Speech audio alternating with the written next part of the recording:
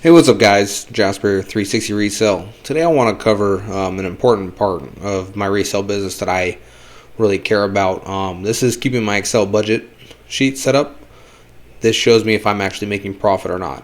From here, my biggest thing is a lot of people get right into this like, hey, I bought something for 20 bucks, I sold it for 30 bucks, I made $10. When in reality, there's a lot you have to account for with your eBay business. You got to think about the cost of your boxes, the cost of your actual eBay fees, what you actually have into it, are you actually making profit? So I took this Excel spreadsheet right here. I originally purchased the base off of someone else on eBay, and then I've modified it a lot to my personal liking. So just follow along. I'll walk you through how I do it. Alright, so here's my Excel budget worksheet. I'm going to go across first, and we'll come back to all these colorful ones. And then we'll do an actual walkthrough of how I would fill one out. So my first one is going to be my order, the date of the actual order took place.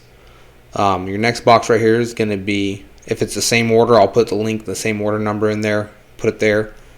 The date is the date that I actually physically posted on eBay. I like to know this because I can look back and say, hey, I posted this 2 months ago, 3 months ago, and it just now sold, so forth. This is just a personal preference. Next one is my status. I'll go over all the statuses here.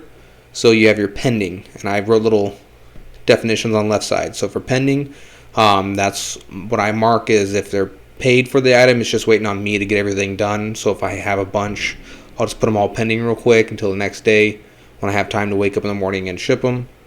I don't do a lot of auctions, but I do. I have the in process, so that's the pink. The auction's finished, but they haven't been paid, so it's in a process of waiting for them to pay me. Once they pay, it'll switch to a pending status. Next one is shipped. This one is the label is printed, items at the post office, or it's going to be going to the post office in the morning. So I know that, hey, I have this item, it's out the door, not worrying about it. I always follow up every couple days, and I'll go through and see which have actually been confirmed and delivered through eBay. And then I'll come back in here and mark them all delivered, so I know, hey, these items are done. I don't have to worry about them. They're not going to come back. They're not lost in the mail, because I've had a couple that totally lost in the mail and the buyer didn't say anything, and I reached out to them and they are actually, oh yeah, we actually have it, or the actual item is actually lost. So I keep up on that just so you don't get someone upset with the negative feedback. Next one is canceled or refunds or sent back to Goodwill. If someone cancels, I put it in there and I'll take and annotate it as canceled with the original order date, and then I'll add a block below it and do a new item of the actual same exact item, just relisted. If I send it back to Goodwill, I zero everything out except for what my original cost was of the item, so I can account for my actual loss in the end. Next one is quantity. So if you're doing large quantities, sales price. This one I'll show the example. This one is where you put your pricing in, and this actually will then carry over into your total sales price, where it actually, this is all formula. Next one is if you charge shipping. So you're not doing free shipping. You charge $10 for shipping and an individual pays that. I put this as a shipping charged. And then these eBay fees are all calculated off 12.55% on my formulas tab. So I just do that just to stay on the high end and make sure that, hey, I'm selling stuff in electronics, so you're getting the 9% through eBay, not the 12.55, but I'd rather stay at 12.55 to make sure I'm staying on the higher end of stuff. And then I'll calculate over, and then your actual cost price. So this is what I actually spent on item. So we'll say I spent like $4 an item, I'm going to put it there. For shipping, when I'm trying to calculate before I even actually ship or sell the items, most times I can tell, hey, I know where I'm at with shipping just from doing it quite a bit. You're like, hey, so it's going to go first class. You know it's going to ship for like $4.85 through pirate ship. You kind of plug it in here and know where you're at.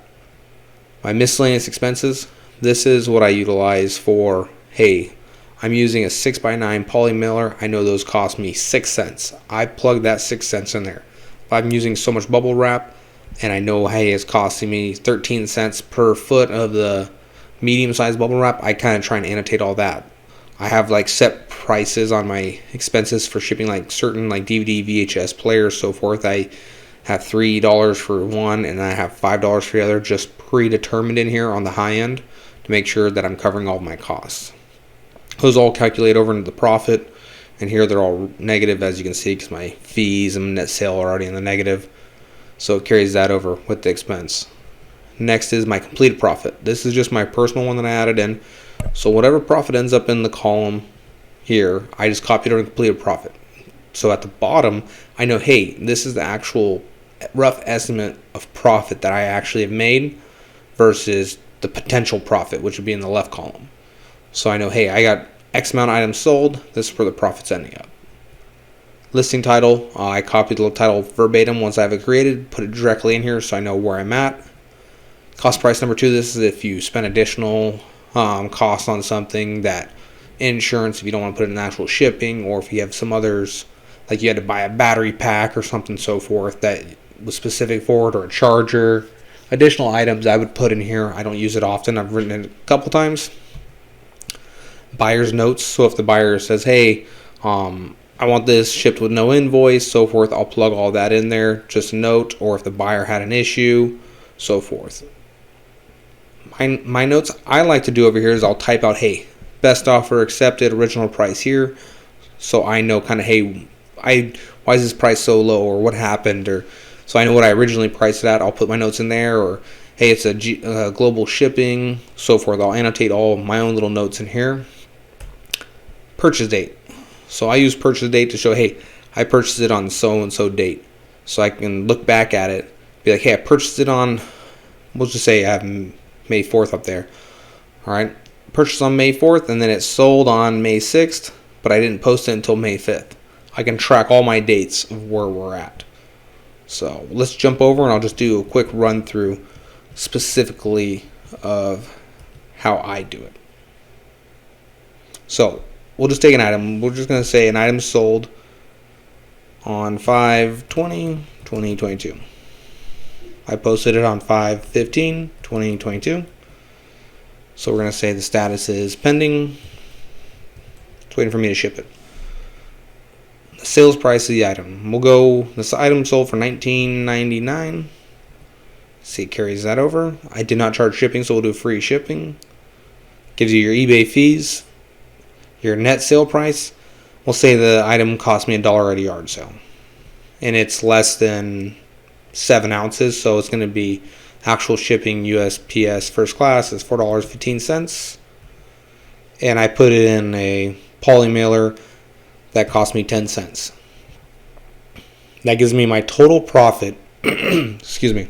Gives me my total profit after the eBay fees, my cost, actual shipping, miscellaneous, gives me $11.93. And it changes the color here. So I know, hey, I made $11.93 in profit roughly on this item. And then, like I said, I would copy it over here. So that carries down to my bottom total. And we'll just say this was a plush toy. So that's how I would list them. We'll go back over to the left here. So let's just say I'm going to list one. And then we posted it on May 10th. We're going to say we're going to list this item for, let's just say we're going to do a DVD, which I get a lot sometimes, for $10. Calculates, we're going to do free shipping. I do a lot of free shipping. Cost me 25 cents. The actual cost of shipping it, just say we'll do USPS first class instead of media mail because it's a little bit more reliable, and we'll just say it costs us $4.15 to ship. And then my DVD envelopes, and then I'll put them in an actual poly mailer, and I'll be about 35 cents into it. So you can see a $10 DVD that I paid 25 cents for. I'm not making a huge amount of money, like $9, $10. You know, you have to calculate it. This is me doing free shipping.